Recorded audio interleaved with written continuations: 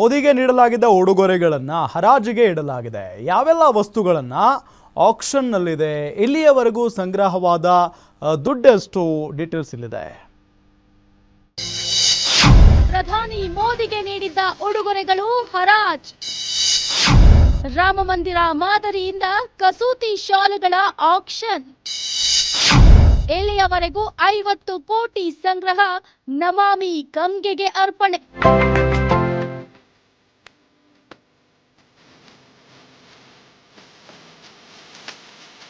ಪ್ರಧಾನಿ ಮೋದಿಗೆ ಉಡುಗೊರೆಯಾಗಿ ದೊರಕಿದ್ದ 1300ಕ್ಕೂ ಹೆಚ್ಚು ವಸ್ತುಗಳನ್ನು ಈ ಹರಾಜಿನಲ್ಲಿ ಇಡಲಾಗಿದೆ.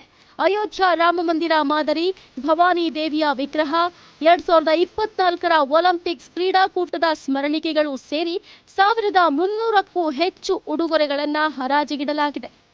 ಮೋದಿಯವರ ಜನ್ಮದಿನವಾದ ಇಂದು ಈ ಹರಾಜು ಪ್ರಕ್ರಿಯೆ ಆರಂಭಗೊಂಡಿದ್ದು, ಅಕ್ಟೋಬರ್ 2ರವರೆಗೂ ಹರಾಜು ನಡೆಯಲಿದೆ.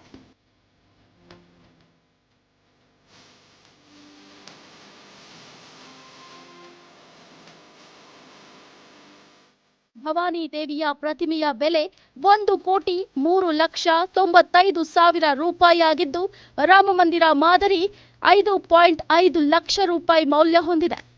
2019ರ ಜನವರಿಯಲ್ಲಿ ಮೊದಲ ಬಾರಿಗೆ ಮೋದಿಗೆ ನೀಡಿದ್ದ ಉಡುಗೊರೆಗಳ ಈ ಹರಾಜನ್ನ ನಡೆಸಲಾಗಿತ್ತು.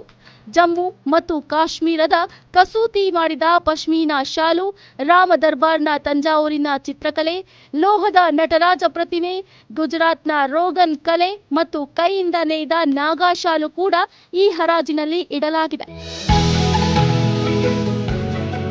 ಈವರೆಗೂ ಹರಾಜಿನಲ್ಲಿ 50 ಕೋಟಿ ರೂಪಾಯಿಗೂ ಹೆಚ್ಚು ಹಣ ಸಂಗ್ರಹವಾಗಿದ್ದು, ಈ ಹಣವನ್ನ ನಮಾಮಿ ಗಂಗೆ ಯೋಜನೆಗೆ ವಿನಿಯೋಗಿಸಲಾಗುತ್ತೆ ಅಂತ ಸಂಸ್ಕೃತಿ ಸಚಿವಾಲಯ ತಿಳಿಸಿದೆ.